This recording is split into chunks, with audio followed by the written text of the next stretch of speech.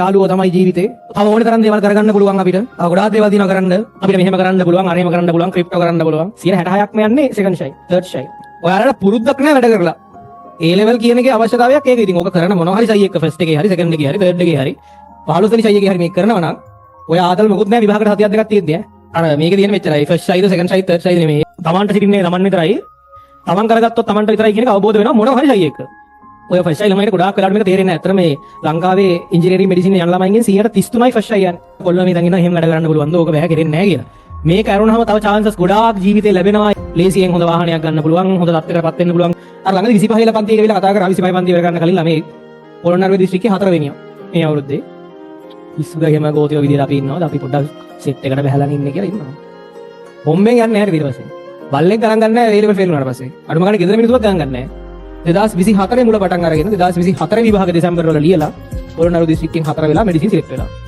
පින් පවුල හැටියට තමයි. ඒ නිසා අඩුම ගානේ පින්වත් කරන්න ඒකට කවදාද හරි අවබෝධ වෙයි ඒක. මම කිව්වත් වගේ යම් කාලයක් ගත වෙනවා මේක තමයි ලංකාවේ මිනිස්සුන්ට තියෙන හොඳම chance එක බව තේරීමට.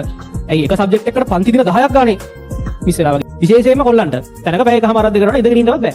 පොඩ්ඩක් අල වගේ වැඩ කරන්න වෙනවා මේ ෂයි එක මේ කාලේ වෙනකොට. එහෙම නැතුව මේකේ කොට යාමක් නැහැ. ඔයාගේ අම්මට තාත්තට අසනීප වුණාට පස්සේ ඔයාට හොඳ ආර්ථිකයක් නැත්නම් ඔය යාළුවාට උදව් කරන්න දෙන්නෙත් නැහැ. මම මේ කියන සමහර කතන්දර YouTube එකේ අනේවට මම දැකලා තියෙනවා අවුරුදු 27 28 උන් කමෙන්ට් කරලා තියෙනවා. ඒක නිකන් බලන්නකෝ විශේෂයෙන් අර මෙඩිකල් ෆැකල්ටි එකේ ළමයාගේ කතන්දරේදී සෑහෙන්න කමෙන්ට් කරලා තියෙනවා. අවුරුදු 27 28 කට්ටිය අපරාධي ඒ කාලේ මට ඒක තේරුන්නේ නැහැ. තේරුණා නම් ලොකු දෙයක් වෙනස් කරන්න තිබ්බා කියලා. ඉන්නේ කරන්න දෙයක් නැහැ. උන් එක එක පාරවල් වල වෙනස් කරනවා. එනයිද ඉතින් එහාටවා ජීවිතේ කරන දෙයක්වත් තව මහලුකු වැඩක් වෙයි කියලා හිතන අමාරුයි ඉතින්. ඒ කිය අවුරුදු 20ම කරපු දෙයක් තව ෆේල් නම් කියපු එක ආයි තහනම් විභාගය. ඒ නිසා මේක තමයි ඔයාගේ හැබිට් එක හදන මාසේ. හරියට පුරුදු වෙන්න වැඩ කරන්න මේ මාසේ. ඉතින් ඒ කියන එක තා උන් ඉනාවි ඉන්නවා. එහෙම කරයි අපි කියලා ඉන්නවා. ෆස්ට් එක ෆේල්ද මන්දා. ජොබ් එකක් කරලා ටිකක් එහෙම ඉඳලා අවුරුදු 4කට පස්සේ තේරිලා තියෙනවා ලංකාවේ මිනිස්සුන්ට ගොඩ යන්න පුළුවන් හොඳම පාර A level කියලා. දැන් මෙහෙමයි. දැන් ඉදිරි කාලේදී වෙනස් වෙන්න ඕනේ පළවෙනි කාරණාව මොකෝත් නෙමෙයි. විශේෂයෙන් පිරිමි ළමයි. ඔයාලට පුරුද්දක් නැහැ වැඩ කරලා. දැන් අවංකව මෙතන හිටියොත් මෙතන අවංක කිව්වොත් එහෙම දවසකට ඉස්කෝලේ පන්ති වෙලාවයි ඇරලා තනියෙන් වැඩ කරන පැය ගන්න. දවසකට පැය 4ක් අනිවාර්යයෙන් වැඩ කරන කට්ටිය අතෝසන්න කිව්වොත් අකණ්ඩව ඊටාම සුළු පිටක් තමයි ඉන්නේ. 10 දෙනෙක් ඉදී ඔන්න. හරිද? එතකොට අඩුම ගාන දවසකට පැය 3ක් කියන්නකෝ. සුළු පිටක් ඉන්නේ. දැන් අර අපි ඉඳන් හිටියට නිකන් සමහරලාට ඔය කොල්ලෝ මේ ඉඳන් ඉන්නවා එහෙම වැඩ කරන්න පුළුවන්ද? ඕක බෑ කෙරෙන්නේ නැහැ කියලා. මෙහෙමයි A level කියන එකේ අවශ්‍යතාවයක් ඒක. ඉතින් ඕක කරන මොනවා හරි ෂයි එක ෆස්ට් එකේ හරි, සෙකන්ඩ් එකේ හරි, තර්ඩ් එකේ හරි, 15 වෙනි ෂයි එකේ හරි මේක කරනවා නම් කරන පාර Tamanට අකණ්ඩව වැඩ කරන්න වෙනවා. වෙන විදියක් නැහැ. ඒ නිසා නිවාඩු කාලේ හැබිට් එක හදන්න පුරුදු වෙන්න. නිවාඩු කාලේ වැඩ කරන පුරුද්ද හදන්න. වැඩ කරන පුරුද්ද හදන්න. මේක කොහොමත්ම මේ ඉස්සරහ කාලේ ට්‍රිප් යන්න ආරාමයක් තියාගන්න එපා. ඔය ආදල් මොකුත් නැහැ විභාගයට සතියක් දෙකක් තියෙද්දී හරි අර මේකේ තියෙන මෙච්චරයි. ෆස්ට් ෂයිද, සෙකන්ඩ් ෂයිද, තර්ඩ් ෂයිද නෙමෙයි. යම් ෂයි එකකදී අවබෝධ වෙනවා Tamanට ඉන්නේ Taman විතරයි. ඒ මොකක් හරි ෂයි එකකදී අවබෝධ වෙනවා තමන්ගේ කලින් කරපු පින්කම් වල හැටියට. මොකක් හරි ෂයි එකකදී අවබෝධ වෙනවා මේ Tamanට සිටින්නේ Taman විතරයි. Taman කරගත්තොත් Tamanට විතරයි කියන එක අවබෝධ වෙනවා මොනවා හරි ෂයි එකක. හරිද? ඒ අවබෝධ වුණාට පස්සේ තමයි තනියෙන් වැඩ කරන්න ගන්න. ඇත්තටම ෆස්ට් ෂයි දැන් ඔය ෆස්ට් ෂයි ළමයිට ගොඩාක් වෙලාවට මේක තේරෙන්නේ නැහැ. ඇත්තටම මේ ලංකාවේ ඉංජිනේරින් මෙඩිසින් යන ළමයින්ගෙන් 133යි ෆස්ට් ෂයි යන්නේ. 66%ක්ම යන්නේ සෙකන්ඩ් ෂයි, තර්ඩ් ෂයි. හේතුව අරක අවබෝධ නොවීම. පළවෙනි කාලේ ඉඳන් ඉන්නවා යාළුවෝ තමයි ජීවිතේ. හරි. තව ඕනේ තරම් දේවල් කරගන්න පුළුවන් අපිට. තව ගොඩාක් දේවල් දිනව කරන්න. අපිට මෙහෙම කරන්න පුළුවන්, අරේම කරන්න පුළුවන්, ක්‍රිප්ටෝ කරන්න පුළුවන්. හරියලා හිතාගෙන ඉන්නවා.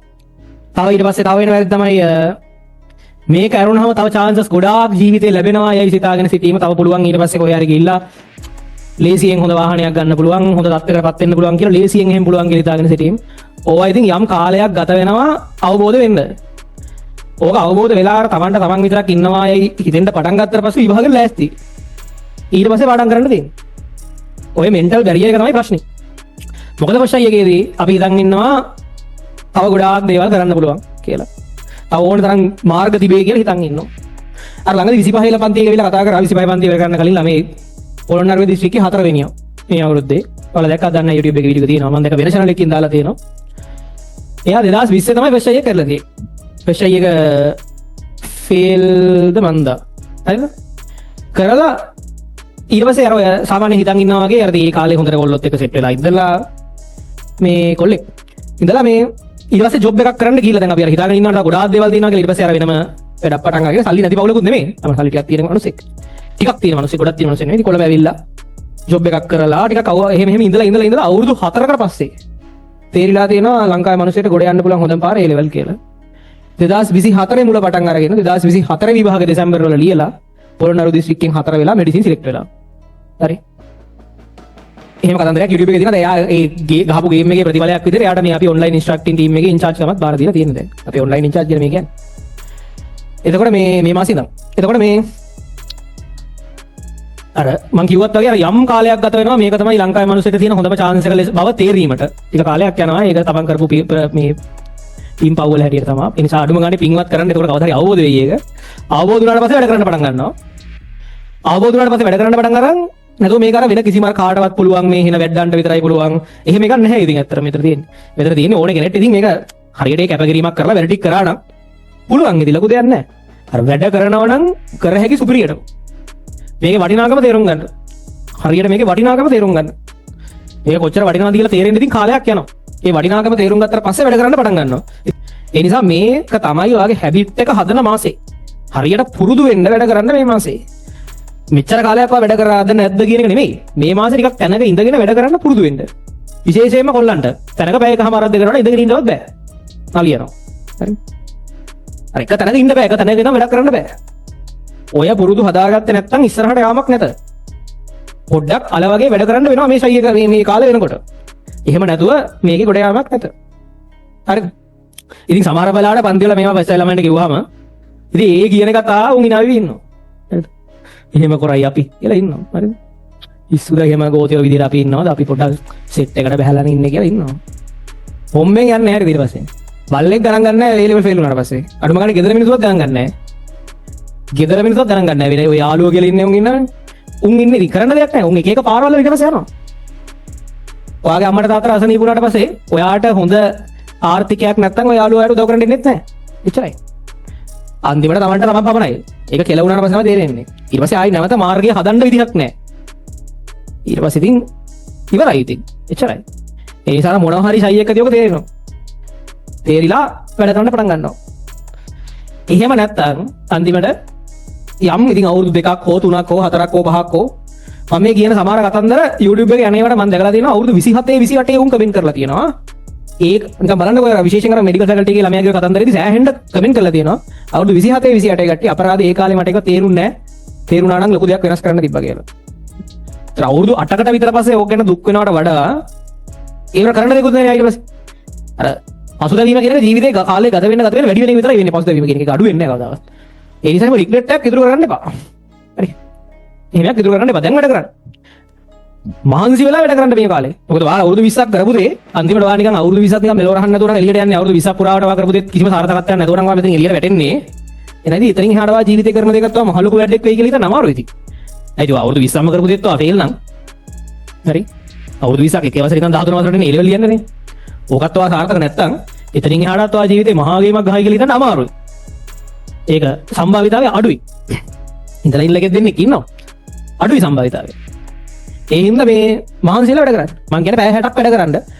පන්ති තුනට පැය 30යි තනියෙන් වැඩ කරන්න එක සබ්ජෙක්ට් එකකට පැය 10 ගානේ සතියකට. ඒ සතිය ඇතුලේ කොහොම හරි බෙදා ගන්න. ඉතින් දවසකට පැය ගානේ වැඩ කරත් දවස් 4 පැය 7ක් වැඩ කරලා ඒ සබ්ජෙක්ට් එක.